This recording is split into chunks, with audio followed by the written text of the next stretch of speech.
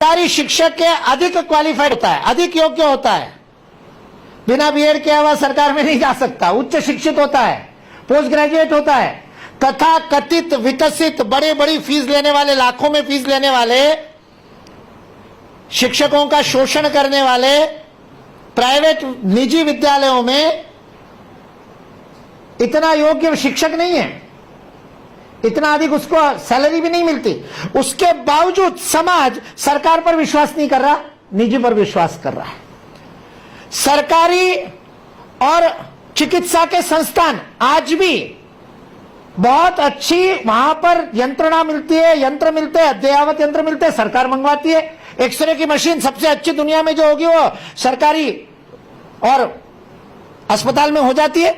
सरकारी अस्पताल में डॉक्टर अयोग्य नहीं हो सकता। प्राइवेट क्लिनिक जो इतने बड़े बड़े खोल रखे उनमें बीए एमएस को भी रेसिडेंट डॉक्टर करके रख देते हैं, जिसको एलोपैथी की शिक्षा नहीं, वो एलोपैथी की दवाई देता है, इंजेक्शन देता है। लेकिन आपके घर में बीमारी होती है तो आप हमीदिया में जाना नहीं पसंद करेंगे, किसी ऐसे चोर लुटेरे प्राइवेट क्लिनिक में जाना पसंद करेंगे, क्योंकि सरकार विश्वास खो चुकी है। यह ब्रिटिश शासन की देन है कि सरकार विश्वास खो गई, इसलिए सरकारी आंकड़ों पर विश्वास नहीं होता। लेकिन यह वास्तविकता है, आप अपने चारों तरफ देखेंगे तो इस वास्तविकता को समझेंगे। आज प्राथमिक शिक्षा का जीईआर, ग्रॉस एनरोलमेंट रेशियो, ये 95% पार कर लिया है भारत में।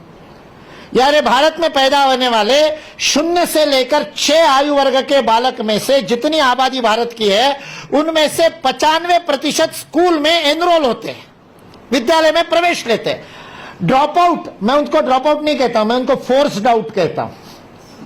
कोई स्वेच्छा से शिक्षा नहीं छोड़ता है, या तो परिस्थिति, या जैसा कि आपने वर्णन किया, शिक्षा की अवास्तविक, अतार्किक, धरती से जुड़े न होने वाले की स्थिति के कारण 7वीं 8वीं 9वीं के बाद में बच्चा शिक्षा छोड़ देता है। वो ड्रॉप आउट की स्थिति छोड़ दी जाए तो प्रत्येक बच्चा भारत में पैदा होने वाला आज विद्यालय में जा रहा है। ये बहुत बड़ी अचीवमेंट है 125-30 करोड़ के देश के लिए, बहुत छोटी बात नहीं है।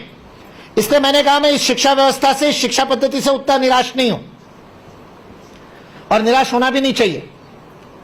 अमेरिका की अंतरिक्ष व्यवस्था की संस्था नासा को हमारे शिक्षा पद्धति से निकले हुए वैज्ञानिक चला रहे हैं। भाई, नासा का मंगलयान भी भारतीय वैज्ञानिक पहुंचा रहे हैं और भारत का मंगलयान भी भारतीय वैज्ञानिक पहुंचा रहे हैं। और मजेदार बात ऐसी है कि भारत का जो सर्वोच्च प्रतिभा का धनी व्यक्ति है, 140 में से एक चुना जाता है आईआईटी में।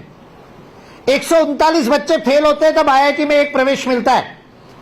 140 को मार करके जिसने आईआईटी में प्रवेश लिया, ऐसा सर्वोच्च प्रतिभा का जो धनी है, उस आईआईटी का टॉपर भारत में नहीं रुकता।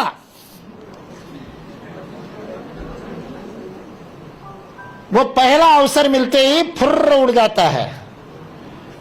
वो वहां बैठ करके नासा का मंगलयान छोड़ता है, दूसरे नंबर का मल्टीनेशनल कंपनी का गुलाम बनता है।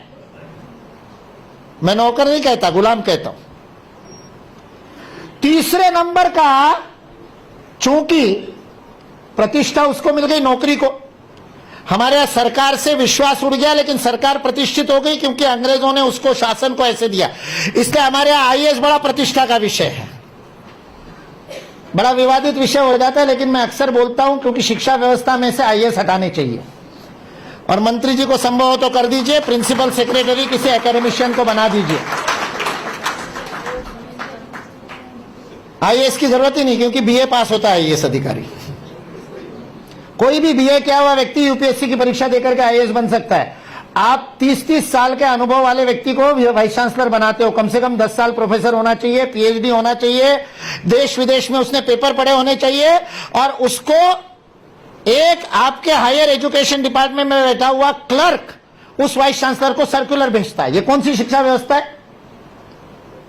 और इसलिए यह प्रतिष्ठित हो गया, इसलिए प्राइवेट गुलाम बन गया एमएनसी में। तीसरे नंबर की प्रतिभा सरकारी गुलाम बनने के लिए आईएएस बनती है। देश की प्रतिभा का इससे ज्यादा दुरुपयोग और कुछ नहीं हो सकता। आईआईटी करने के बाद कोई आईएएस करता है तो मैं उसको कहता हूं तेरे से बड़ा मूर्ख कोई नहीं होगा।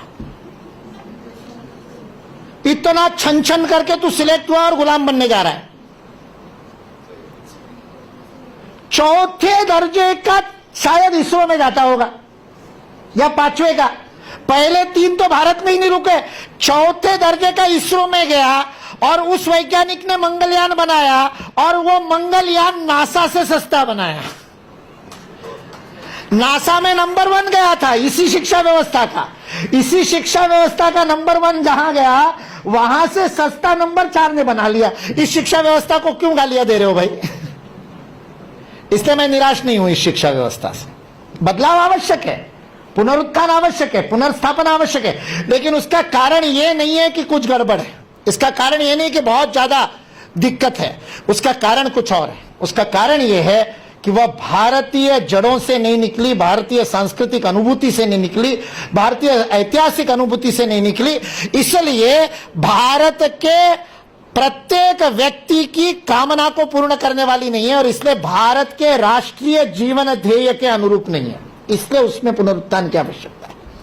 इसलिए नहीं कि खराब है तो बहुत अच्छी। इसरो का उदाहरण इसलिए मैंने दिया, 4थे नंबर का वैज्ञानिक भोपाल के ऑटो रिक्शा से सस्ते में मंगलयान बना रहा है। पर किलोमीटर खर्चा 26 रुपया हुआ था। भोपाल में पर किलोमीटर 26 से ज्यादा लेता है ऑटो रिक्शा वाला।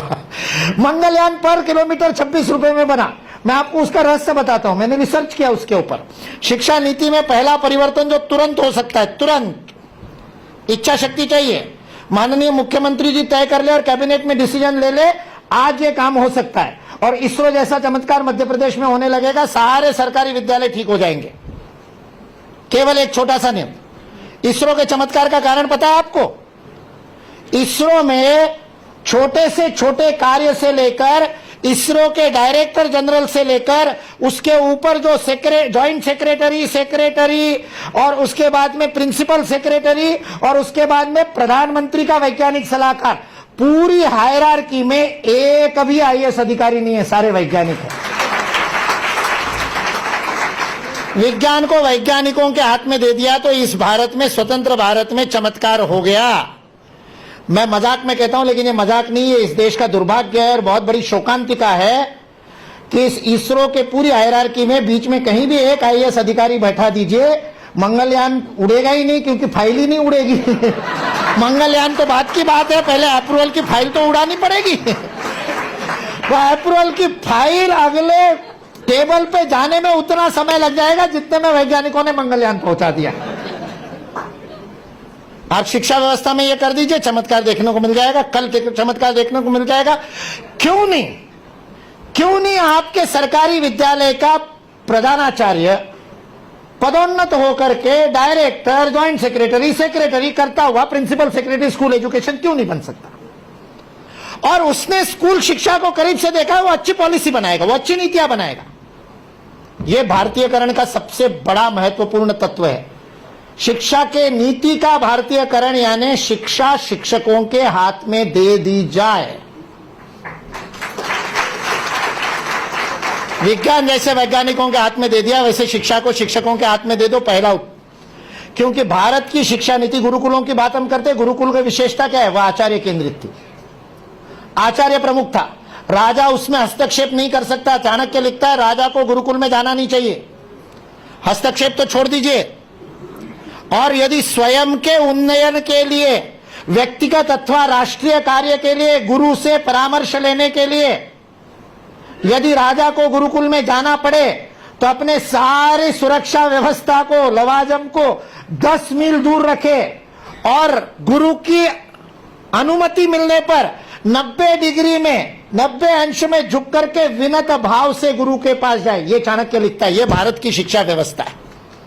शिक्षा शिक्षकों के हाथ में देनी चाहिए, आचार्य केंद्रित होनी चाहिए। आचार्य तय करेगा सिलेबस। वहां एनसीईआरटी में बैठा हुआ कोई अधिकारी कैसे तय कर सकता है? उसको क्या पता कि हमारे खरगोन के जिले में या शहडोल के या सीधी के वनवासी जिले में बैठे हुए बालक को किस क्रम में पढ़ाना है? सिलेबस को हिंदी में क्या कहते हो आप?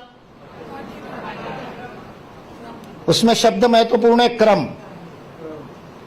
हमने पाठ्यक्रम का गलत अर्थ ले लिया कि एक बहुत बड़े ज्ञान राशि में से एक छोटा सा टुकड़ा सिखा दो और उसमें से भी 100 में से 35 अंक मिल जाए तो आगे धक्का दे दो। 100 में से 35 अंक मिले मतलब उसको 65% आता नहीं है। किसमें से? उस दिन पूछे गए प्रश्न पत्र में से। हमारे गुरुकुल में एक दर्जे से अगले दर्जे में, मतलब अगले दर्जे की स्टडी, वहां पे ऐसी कक्षा होती ही नहीं, इसलिए आपको समझ में नहीं आया। समझ में आने के लिए दर्जा शब्द प्रयोग कर रहा हूं। उस विषय का अगला ज्ञान उसको लेने की पात्रता तब मिलती है, तब वो पास होता है जब पहले स्तर का विषय वो किसी दूसरे को पढ़ाने लायक हो जाए। मतलब 7वीं में बालक तब जाएगा जब वो 6ठी को पढ़ाने का योग्य हो किसी एक विषय में। 100% केवल उस दिन के प्रश्न पत्र में नहीं, पूरे ज्ञान में, क्योंकि जीवन की पूरी शिक्षा देनी है, केवल क्रम तय करना है। इसलिए पाठ्यक्रम, तो क्रम कौन तय करेगा कि मेरे बच्चे को पहले क्या पढ़ाना चाहिए और बाद में क्या पढ़ाना चाहिए? आचार्य तय करेगा।